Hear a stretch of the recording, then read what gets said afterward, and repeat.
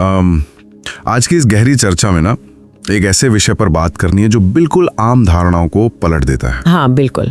मतलब जरा सोचिए, चारों तरफ शोर है, उलझनें बढ़ रही हैं, लोग गुस्से में हैं या पैनिक कर रहे हैं, पर वहां एक इंसान बिल्कुल पत्थर की तरह शांत बैठा है। राइट।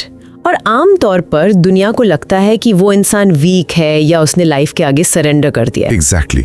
लेकिन दरअसल उस शांत चेहरे के पीछे ना दिमाग में एक बहुत ही हार्डकोर ब्रूटल वॉरफेयर चल रहा होता है। हमारे पास आज करीब 50 हार्डकोर साइकोलॉजिकल पॉइंट्स का एक कलेक्शन है और इस चर्चा का मिशन है ज़ेन के असली, थोड़े डार्क और बेहद ताकतवर रूप को समझना।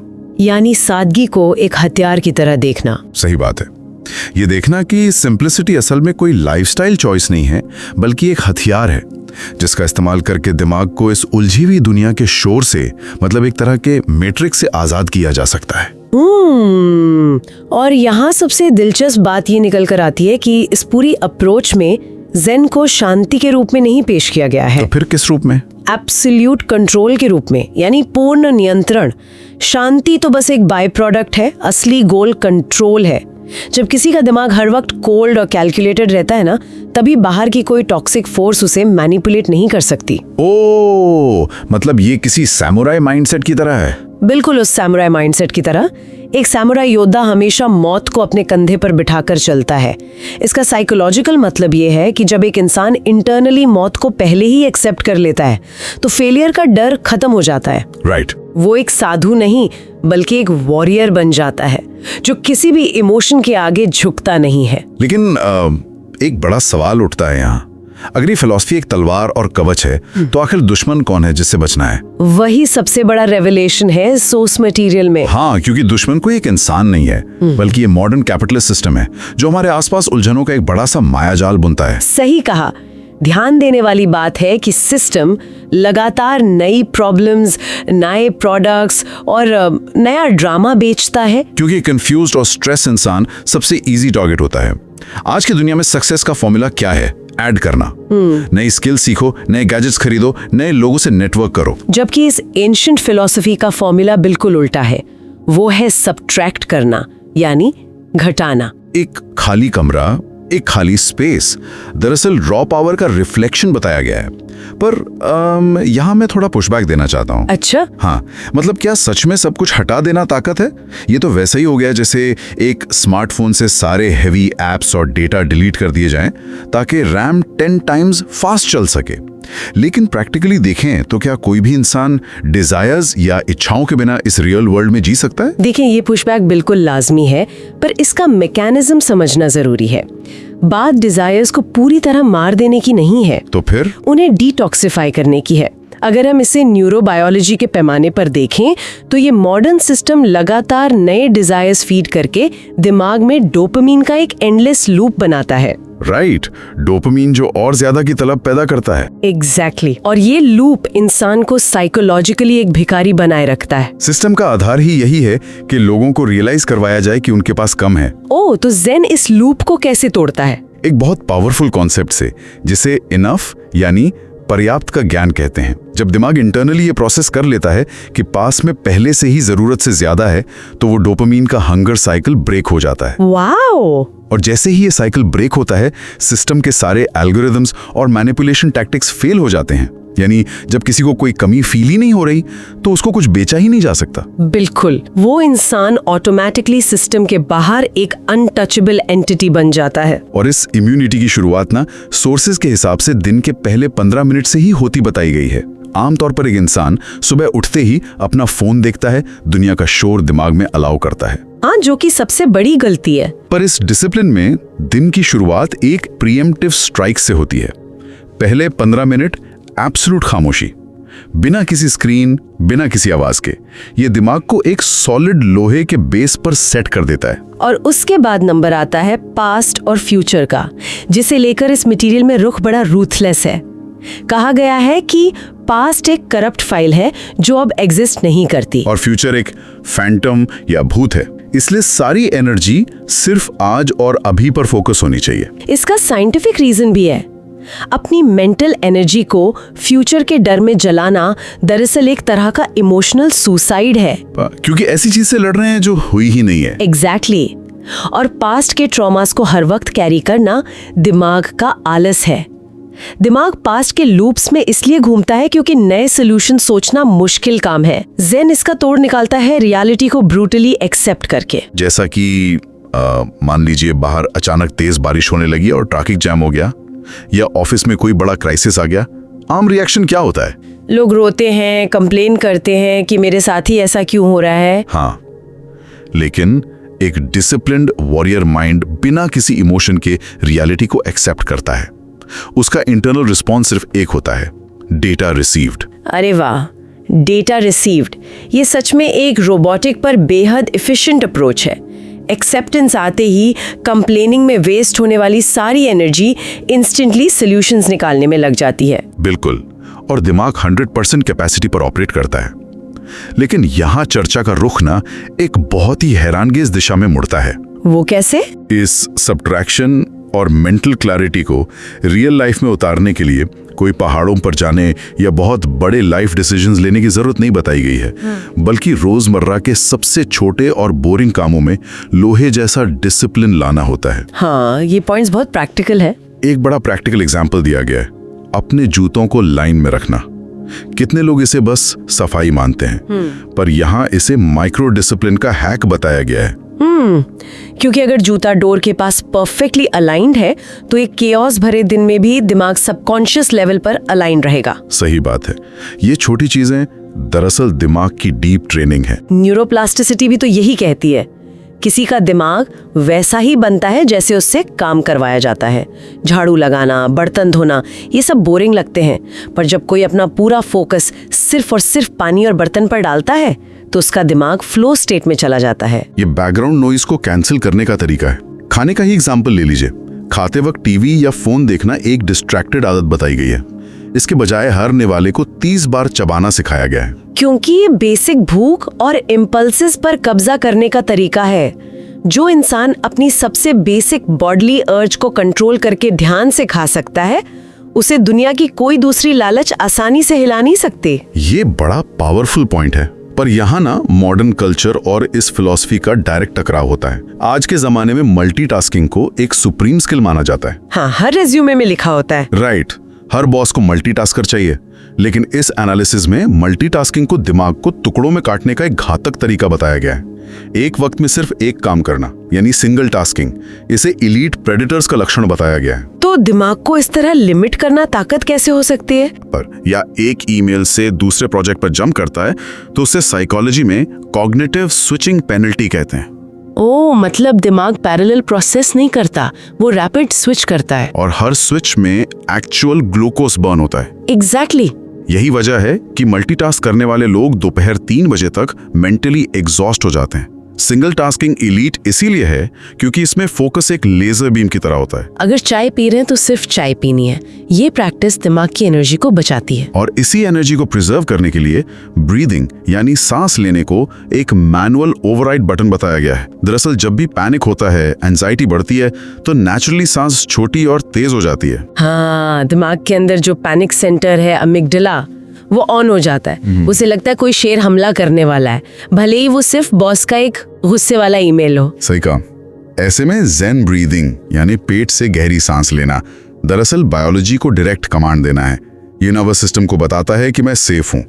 सांस दिमाग का रिमोट कंट्रोल बन जाती है। और ये डिसिप्लिन सिर्फ सांस तक सीमित नहीं है ना, एक्सटर्नल एनवायरनमेंट में भी दिखता है। बिल्कुल। एक मेसी और बिखरी हुई टेबल को दिमाग में फाइल्स के बिखरने से जोड़ा गया है। टेबल को परफेक्टली साफ रखना सफाई का नहीं, बल्कि दिमाग की हार्ड ड्राइव को डीफ्रैगमेंट करने जैसा एक कॉग्निटिव मेंटेनेंस रिचुअल है। और इस कॉग्निटिव मेंटेनेंस का एक बहुत बड़ा हिस्सा डिसीजन फटीग यानी फैसले लेने की थकान को खत्म करना है। हमने देखा है कि कई टेक फाउंडर्स जैसे मार्क ज़करबर्ग एक ही तरह के कपड़े पहनते हैं। ये कोई फैशन स्टेटमेंट नहीं था, ये दरअसल छोटी चीजों को सब्ट्रैक्ट करने की फिलॉसफी थी। क्योंकि दिमाग के पास रोज एक लिमिटेड ताकत होती है फैसले लेने की। अगर सुबह कपड़े चुनने में एनर्जी वेस्ट हो गई तो बड़े काम के लिए मेंटल क्लैरिटी नहीं बचेगी। इसीलिए रात को ही अगले दिन की तैयारी कर लेना, डेस्क साफ करके सोना, ये सब सबकॉन्शियस माइंड को सिग्नल देता है कि कल का दिन कंट्रोल में है। पर जब अंदर का ये एनवायरनमेंट पूरी तरह कंट्रोल में आ जाता है तब इसका असर एक्सटर्नल दुनिया पर कैसे पड़ता है? वहीं पर एक बड़ा शिफ्ट आता है। इसे सामाजिक और भावनात्मक अभेद्यता यानी सोशल एंड इमोशनल इनविंसिबिलिटी कहते हैं। जब इंटरनली ऐसी लोहे जैसी दीवार बन जाती है तो लोगों की तारीफ या बेइज्जती का असर होना बंद हो जाता है। और इसी कॉन्टेक्स्ट में ना एक बड़ा शॉकिंग कॉन्सेप्ट सामने आता है, माफी यानी फॉरगिवनेस को लेकर। तो हाँ, आम धारणा तो ये है कि माफी दूसरों के भले के लिए होती है, एक पुण्य का काम है। लेकिन इस मटेरियल में माफी को एक कंप्लीटली सेल्फिश एक्ट बताया गया है। ये पैराडॉक्स क्या है? ये पर्सपेक्टिव ना सच में हिला देने वाला है। अगर कोई दुश्मन बनकर दिमाग में बैठा है तो वो वहाँ रेंट फ्री रह रहा है। उस टॉक्सिक इंसान पर गुस्सा करने में दिमाग अपनी प्रेशियस रैम वेस्ट कर रहा है। तो दुश्मन का कॉन्सेप्ट ही दरअसल मेंटल एनर्जी का एक मैसिव लीक है। एग्जैक्टली। इसलिए यहाँ माफ करने का मतलब महान बनना या दोस्ती करना नहीं है। माफ करने का रूथलेसली मतलब है उस टॉक्सिक इंसान को अपने दिमाग के सिस्टम से परमानेंटली डिलीट कर देना। यानी ये एक्ट खुद के माइंड की हार्ड ड्राइव को उस वायरस से बचाने के लिए किया जाता है। बिल्कुल। ये बिल्कुल क्लियर करता है कि ईगो और ग्रजेस इतनी डिस्ट्रक्टिव क्यों हैं। पर दिमाग से टॉक्सिक लोगों को निकालना सिर्फ आधी शुरुआत है। असल एनर्जी लीक वहाँ से होती है जो हम बोलते हैं। इसीलिए यहाँ फास्टिंग फ्रॉम वर्ड्स यानी कम बोलने को हाईलाइट किया गया है। हाँ, जो इंसान लगातार बोलता है वो दरअसल अपने सीक्रेट्स, अपनी स्ट्रैटेजीज और एनर्जी लीक करता है। इसलिए सुनते वक्त एक ब्लैंक वॉल या खाली दीवार बन जाने की बात कही गई है, जिसे मैं एक आईने की तरह देखती हूँ। जब कोई सामने से टॉक्सिसिटी या गुस्सा फेंक रहा हो तो उसे एब्जॉर्ब करने के बजाय एक ब्लैंक वॉल या आईना बन जाना चाहिए। सही बात है।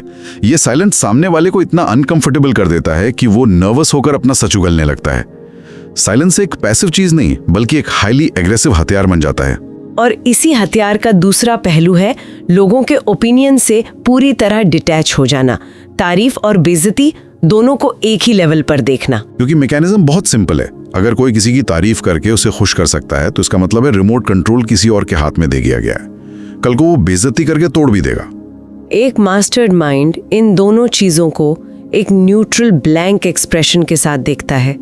जब बाहर की दुनिया इंटरनली किसी को ट्रिगर नहीं कर सकती तो कंट्रोल पूरी तरह उनके हाथ में होता है। और इस अनटचेबल स्थिति को बरकरार रखने के लिए ग्रैटिट्यूड का बड़ा टैक्टिकल रोल है। ग्रैटिट्यूड सिर्फ एक सॉफ्ट इमोशन नहीं है, ये दिमाग को अबंडेंस या भरे हुए मोड में शिफ्ट करने का न्यूरो हैक है। जब दिमाग उन चीजों पर फोकस करता है जो पास हैं, तो स्कैर्सिटी और डर के सर्किट्स ऑटोमेटिकली शट डाउन हो जाते हैं। और इसके बाद आता है इस पूरी जर्नी का आखिरी पड़ाव। जब ये सारे डिसिप्लिन और मेंटल आर्मर मिल जाते हैं तो एक ऐसी स्टेट आती है जिसे शून्यता और इनर सिटाडेल का नाम दिया गया है, एक खाली दिमाग का किला। ये इनर सिटाडेल या अंदरूनी किला एक ऐसी साइकोलॉजिकल जगह है जहाँ पूरा राज सिर्फ उस इंसान का होता है। बाहर की दुनिया में कोई गरीब हो सकता है, किसी का एम्प्लॉई हो सकता है, पर इस दिमाग के किले का एम्परर कोई खुद ही होता है। वहां बिना इजाजत कोई सरकार, कोई बॉस, कोई स्ट्रेस एंटर नहीं कर सकता। और इस किले को मजबूत करने का एक प्रैक्टिकल तरीका बताया गया है, जाजिन ध्यान। पर जाजिन आंख बंद करके सपने देखना या रिलैक्स करना नहीं है।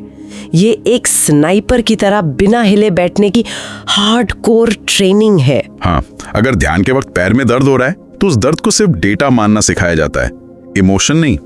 इस फिलॉसफी में एक और बड़ी बेड़ी को काटने की बात है, शुड और मस्ट की गुलामी। मॉडर्न सोसाइटी बचपन से दिमाग में डालती है कि अमीर बनना चाहिए, सोसाइटी के स्टैंडर्ड पर खरा उतरना चाहिए। ये चाहिए शब्द का बोझ उम्र भर गुलाम बनाता है। इससे आजादी पाने का एक बेहद खूबसूरत तरीका है वॉबी साबी को अपनाना, यानी अपनी कमजोरियों और फ्लॉज में खामियां ढूंढने के बजाय उन्हें एक्सेप्ट करना। इसमें एक एनालॉजी दी जाती है टूटे हुए बर्तन की। जैसे किंसुगी आर्ट में एक टूटे हुए बर्तन की दरारों को सोने से जोड़ा जाता है।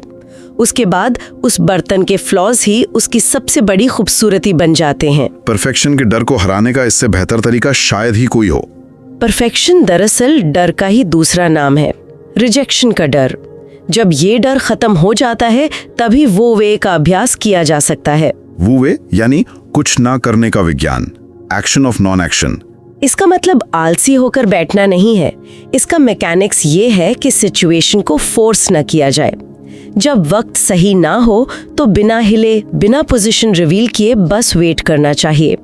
गलत वक्त पर लगाई गई फोर्स सिर्फ एनर्जी वेस्ट करती है। पर जैसे ही सही वक्त आता है, कोई अपॉर्चुनिटी की विंडो खुलती है, तो एक साथ 1000 गुना फोर्स से स्ट्राइक करना चाहिए।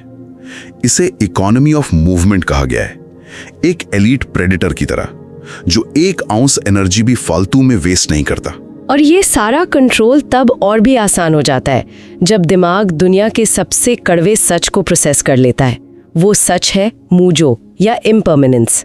यानी हर चीज मिटने वाली है, पैसा, पावर, रिश्ते और यहां तक कि खुद की बॉडी, सब कुछ टेम्पररी है। जब दिमाग इस लॉजिक को एक्सेप्ट कर लेता है कि सब कुछ एक दिन छूटना ही है, तो अटैचमेंट्स पैदा ही नहीं होती। अटैचमेंट्स को दिमाग पर बंधी हुई साइकोलॉजिकल जंजीरें माना गया है। चीजों का भरपूर इस्तेमाल करो, जिंदगी जियो, पर उन्हें किसी भी सेकंड ड्रॉप करने के लिए रेडी रहो।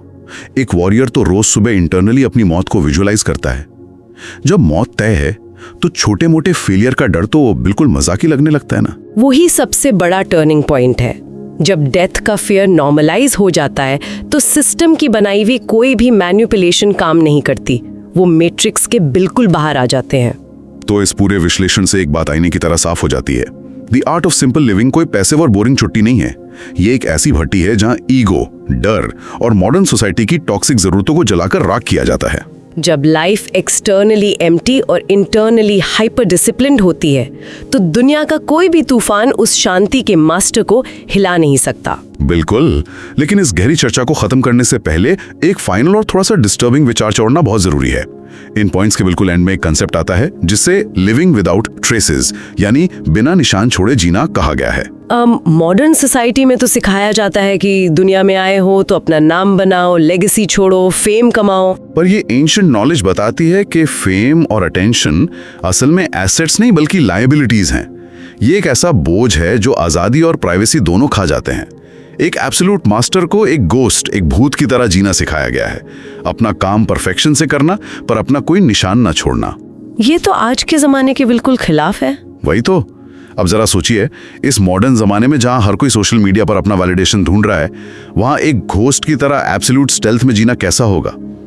क्या आज के शोर शराबे वाले डिजिटल एरा में जहां एल्गोरिदम्स हर हरकत ट्रैक करते हैं, वहां बिना अपना निशान छोड़े आगे बढ़ना और साइलेंटली अपने कामों को अंजाम देना सच में सबसे बड़ी और सबसे रेयर ताकत हो सकती है? ये सच में एक ऐसी बात है जिस पर अकेले बैठ के सोचने की जरूरत है।